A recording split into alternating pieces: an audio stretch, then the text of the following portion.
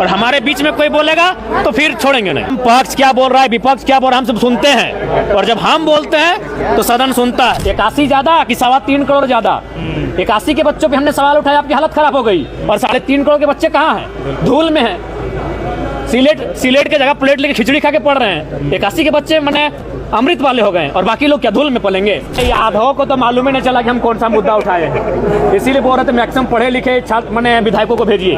आधो को मालूम है नहीं कि हमने कौन सा मामला उठाया, CD रेशियो क्या है इनको आधो को मालूम नहीं है, क्योंकि चुनाव समीकरण से जीते जाते हैं, मुद्दों से नहीं जीते जाते हैं। सरकार को जो वोट देने वाला पक्ष है वो एक बहुत बड़ी आबादी है। छात्रों पे गोली भी चलेगी तो छात्रों को दोषी वो ठहराएंगे और बोलेंगे हम 2029 में यही सरकार को बनाएंगे। विधायक है वो रांची अपने आवास आएंगे, फिर आप ये डीएल लेंगे, आप यहाँ दिन में 100 रुपये का रसगुल्ला और हलवा खाएंगे, और 18,000 रुपये पे महिमा मंडन हो रहा है। पूरा 3 दिन का सदन इसी पे बहस हो रहा है। जैसे आप झारखंड के 24 साल के झारखंड के लोगों को कोई वरदान दे दी 2,500 रुपया, तो आज इसीलिए हमने स्पष्ट कहा कि आपके बच्चे बाल में लगाएंगे बनफूल और गरीब के बच्चे लगाएंगे धूल, और आप महिमा मंडन करेंगे। गलत बात है। जवाब नहीं मिला जयराम। जवाब किसमें है? जो जयराम महतो के सवाल का जवाब दे सके, दे करे, सार्वजनिक करे। तमाम 12 के 12 मंत्री पहले सार्वजनिक करे कि उनका बेटा उनकी बेटी कौन स्कूल में पढ़ते हैं, उनका फी क्या है, करे सार्वजनिक। लेकिन क्या जयराम जी पहला नोटिफिकेशन है आपके लिए? एकदम शांत रहते हैं। देखिए, हम बीच में नहीं टोकते हैं, हम पक्ष क्या बोल रहा है, विपक्ष क्या बोल रहा है, हम सब सुनते हैं, और जब हम बोलते हैं तो सदन सुनता है, और हमारे बीच में कोई बोलेगा तो फिर छोड़ेंगे नहीं। बिल्कुल, क्यों नहीं दिखेंगे भाई? उस पर भी उदासीन जवाब रहा, क्यों नहीं रहेंगे? कुछ नहीं। देखिए, सरकार को भी मालूम है चुनाव समीकरण से जीत के आती है। लाठी तो छोड़िए, अगर आप यहाँ छात्रों पे अगर गोली कांड भी होता है तो सरकार को फर्क नहीं पड़ेगा, क्योंकि चुनाव समीकरण से जीते जाते हैं, मुद्दों से नहीं जीते जाते हैं। सरकार को जो वोट देने वाला पक्ष है वो एक बहुत बड़ी आबादी है। छात्रों पे गोली भी चलेगी तो छात्रों को दोषी वो ठहराएंगे और बोलेंगे हम 2029 में यही सरकार को बनाएंगे। तो सरकार को ही मालूम है, वो दिल्ली की सरकार को मालूम है और रांची की सरकार को ही मालूम है कि चुनाव मुद्दों से नहीं, चुनाव समीकरण से जीता जाता है। इनके पास वो वोट का समीकरण है। अच्छा, जो आपने कहा कि सदन में जो हुआ, बिल्कुल क्या गलत कहा हमने?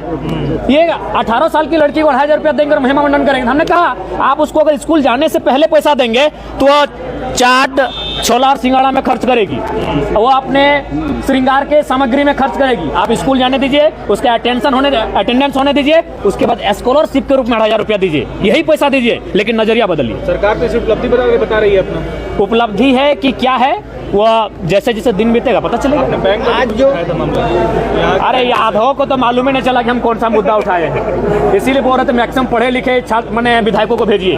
आधो को मालूम है नहीं कि हमने कौन सा मामला उठाया, CD रेशियो क्या है इनको आधो को मालूम नहीं है। क्रेडिट रेशियो, बिल्कुल। देखिए, वो रेशियो, वो मामला ये है क्रेडिट एंड डिपॉजिट। उसका मतलब है कि हमारे राज्य की जो बैंक हैं वो बहुत ज्यादा पैसा पड़ोसी राज्य के बैंकों को ट्रांसफर करती है, और क्या होता है हमारे राज्य के लोग ग्रसित हैं, मजेदार बात मुख्यमंत्री उनके अध्यक्ष होते हैं। तो भाई उन पैसों को अगर आप अपने पास रखेंगे तो आप युवाओं को लोन दीजिए, आप किसानों को लोन दीजिए, आप महिलाओं को लोन दीजिए और उनको आत्मनिर्भर बनाइए। और RBI का गाइडलाइन कहता है कि 70% तक होना चाहिए। झारखंड का 36% है, बाकी जो स्टेट है वो 100% के आसपास है। तो आप तुलनात्मक अध्ययन में देखिए कि आप कितने पीछे हैं इन विषयों में। जयराम जी, आपने जो बच्चों वाला सवाल उठाया उस पर उनको तकलीफ हुई होगी? आपने कहा कि जांच होनी चाहिए। बिल्कुल, क्या तकलीफ भाई? 81 ज्यादा कि 3.25 करोड़ ज्यादा? 81 के बच्चों पे हमने सवाल उठाया, आपकी हालत खराब हो गई, और 3.5 करोड़ के बच्चे कहाँ हैं? धूल में हैं, सिलेट के जगह प्लेट लेके खिचड़ी खा के पढ़ रहे हैं। 81 के बच्चे मैंने अमृत वाले हो गए, और बाकी लोग क्या धूल में पलेंगे? बिल्कुल जांच होनी चाहिए, तभी सरकारी सिस्टम दुरुस्त होगा, नहीं तो कोई बजट का मायने नहीं है। कोई बजट का मायने नहीं। आप कितना भी अच्छा सुंदर बजट क्यों ना लाएं, वो भ्रष्टाचार की भेंट चढ़ जाएगा। पिछला बजट का आपने भी जिक्र किया कि यूज नहीं हो पाया, फिर बिल्कुल, जब प्रथम अनुपूरक बजट यूज हुआ ही नहीं तो फिर द्वितीय अनुपूरक बजट जो लेकर आप आए हैं, ये केवल और केवल मंत्रियों की शान शौकत बढ़ाने के कार्य आएगा। जयराम